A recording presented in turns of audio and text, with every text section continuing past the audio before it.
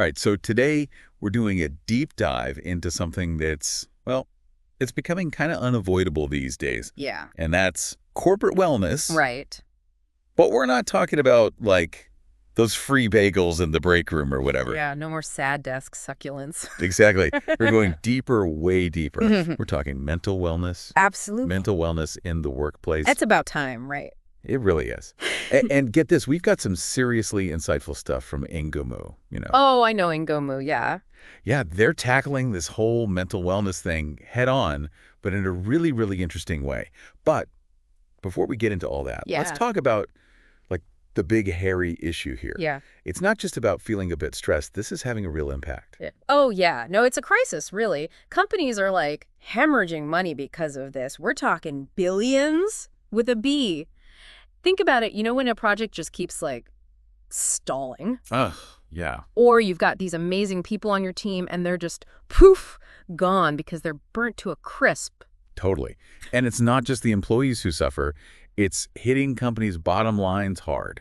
Exactly. And they're finally starting to realize, like, hey, this isn't just some HR buzzword. This is serious business. Okay, so we're talking serious money, serious impact, which brings us back to Ingomu. Right? They're taking a pretty unique approach to this whole thing, right? Yeah, they're not just about, like, meditation apps and calling it a day. Right, right. So what's their angle? What makes them different?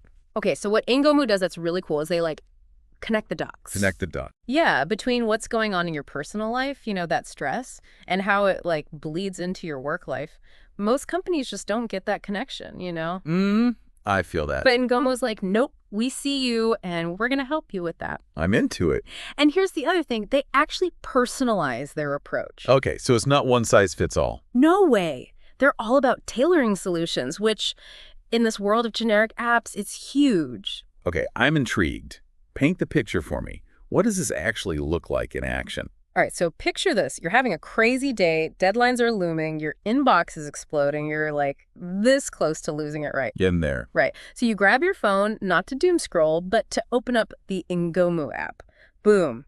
Instant access to, like, a whole toolbox of support. We're talking, like, live coaching sessions. You can message with a coach whenever. Wow, no more waiting weeks for an appointment. Exactly. It's like having a pocket-sized support system right when you need it the most. I love that.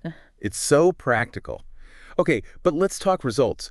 What kind of impact are we talking about with this tech-driven, personalized approach? All right, get this. And this is huge. Ngomu users are reporting, like, on average, a 78% increase in their well-being. 78%. 78%. And this is after they've used their virtual group coaching. I mean, think about that for a second. Feeling almost 80% better at work. That's a game changer. Wow, 78%.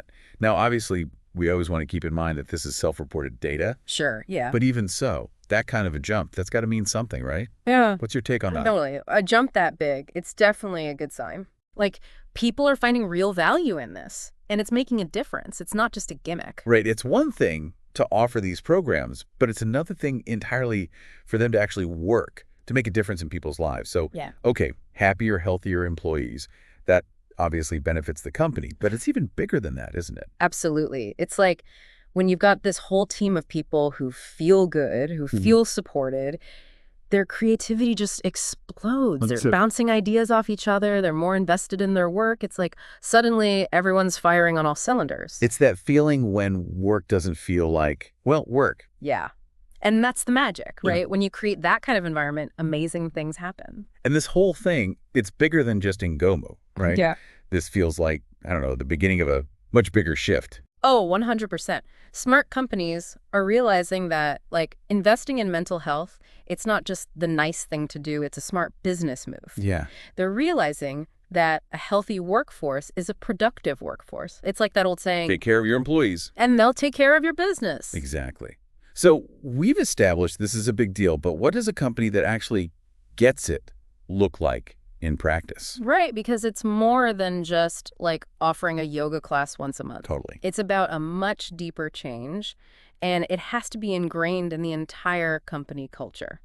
So it's about more than just perks. What does that look like in action? Give me the details. Okay, so think about, like, flexible work arrangements. Okay. Where companies actually, like, respect that people have lives outside of work, Right, it's not the 1950s anymore. Exactly. Or managers who are actually trained to, like, spot the signs of burnout early on. Oh, that's huge. It's massive. Yeah. And not just spot it, but like know how to actually talk to their team about it. Because those conversations can be tough. Oh, totally. But it's about creating a space where like vulnerability isn't this taboo thing, you know? It's amazing how just talking about this stuff feels different, right? It's like we're finally acknowledging that we're all human here. Exactly. It's like, hey, you're allowed to have a bad day. Right. And newsflash, you having a bad day doesn't make you a bad employee. Exactly. And when you have that kind of environment, when people feel safe to be themselves, that's when you get the really good stuff. You know? Yeah, the good stuff. Yeah, like the creativity, the collaboration, people going above and beyond because they actually want to, not because they feel like they have to. So Ngomu's tech-driven approach is definitely one piece of the puzzle, but it sounds like it goes way deeper than that. Oh, for sure. It's a whole cultural shift. Right. This is about changing the very DNA of how a company operates. And are we seeing this across the board, or is this like a Silicon Valley thing? Honestly, it's everywhere. I mean, obviously, some industries are a bit ahead of the curve. Sure. But I'm seeing it everywhere from like healthcare to manufacturing. People are realizing that a healthy workforce is a productive workforce. I think I even read somewhere that companies with strong mental health initiatives actually financially outperform their competitors. Oh, yeah, absolutely. And it makes sense, right? Yeah. When your team is thriving, the company thrives. It's like that old saying, take care of your people and they'll take care of your business. Okay, but we've talked a lot about the positives. Are there any potential downsides to this whole thing? Like, could this focus on mental health actually backfire in some way? That's a really good question because, yeah, there's always a risk, especially when something becomes trendy. Right. Like, companies try to jump on the bandwagon without really, walking the walk. Right. It's like buying a self-help book and expecting your life to magically change overnight. Exactly. Real change, it takes time, it takes effort, it takes a real commitment. So how can you tell if a company's actually walking the walk? What are some signs? Well, I always say look at the actions, not just the words. Like, are they putting their money where their mouth is? Right. Are they investing in, like, actual mental health benefits? Exactly. Or are they offering training programs for their managers, to help them better support their teams? Those are the kinds of things that make a real difference. It's about actions speaking louder than words. 100%. And you know what else is really telling? How they deal with failure. Oh, interesting. What do you mean? Like, even in the healthiest work environments, things go wrong, right? Projects fail, mistakes happen, it's inevitable. So it's about how a company responds when things get tough. Exactly. Do they offer support, or do they just point fingers?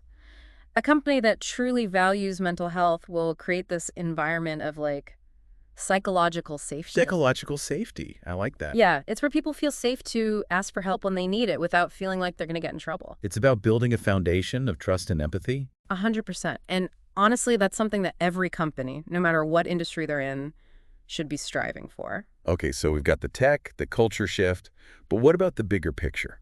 Where do you see all of this going in the future? Is this just a fad, or is this like the new normal? I'm putting my money on the new normal, and you know why? Because this whole thing, this whole expectation that we have to be on all the time, that we have to sacrifice our well-being for our jobs, it's just not sustainable, Yeah, it's exhausting just thinking about it. It is, and the data backs it up. Like, yeah. Burnout is real, it costs companies a fortune, and it's affecting everyone. So you think this is more than just a trend? It's a fundamental shift in how we view work and well-being. Absolutely. Like, we're on the verge of a revolution. Ooh, a revolution, okay? Yeah, and like any revolution, it's going to be messy. There will be bumps along the way. Sure. But ultimately, we're moving towards this future where work is something that actually gives you energy, where it aligns with your values. It's not just about surviving anymore. It's about thriving. All right, so we're headed towards a brighter, healthier future of work, but how do we get there from here? What needs to happen? Well, for starters, we need leaders who are willing to challenge the status quo. Right, to actually walk the walk. Yes, and we need people to advocate for themselves, for their well-being, and to support their colleagues. Like a collective effort. Exactly. Yeah. We all have a part to play in this, and the more we talk about it, the more we normalize these conversations, the faster things will change. It's like a ripple effect. 100%. Every conversation, every small action, it all adds up. And that's what makes this so exciting, right? It's like we're not just talking about changing workplaces here. We're talking about changing the world. I love that. Changing the world one workplace at a time. But let's be real for a second. Change can be, like, kind of daunting. you know? Oh, tell me about it. Like, where do you even start? Yeah. So for anyone listening who's like, okay, this all sounds great, but I'm just one person, what can I actually do? Any advice? It's funny because sometimes it's the little things that make the biggest difference, Like it could be as simple as like starting a conversation with a coworker about burnout or suggesting like a team building thing, but like focused on well-being, not just, trust falls and whatnot. Okay. Or here's a thought. Next time you see someone like really killing it at work, instead of just being like, good job, actually take a second to acknowledge them as a human. You know what I mean? I feel that. It's like, hey, I really appreciate your dedication, but don't forget to like recharge your batteries too. Yeah, it's about recognizing that work isn't everything. Exactly. And honestly, leading by example is huge. Yeah, when you walk the walk, people notice. 100%. When you prioritize your own well-being, it gives other people permission to do the same, It creates a ripple effect. Exactly. Speaking of ripple effects, remember that 78% improvement in well-being that Ngomu users reported. Oh, yeah. It was incredible. What if, like, that was the norm? What if Right. everyone felt that good at work? What kind of world would that be? Oh, man, that's a world I want to live in. Like, imagine a world where work actually gives you energy instead of draining it. Yes, where you're excited to show up every day. Right. Where you're like, Monday, bring it on. Yes.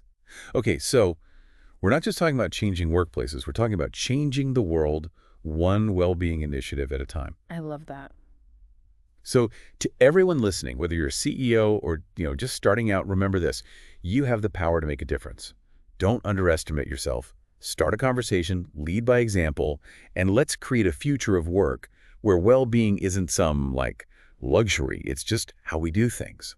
Until next time, keep diving deep, keep asking those big questions, and remember, take care of yourselves and take care of each other.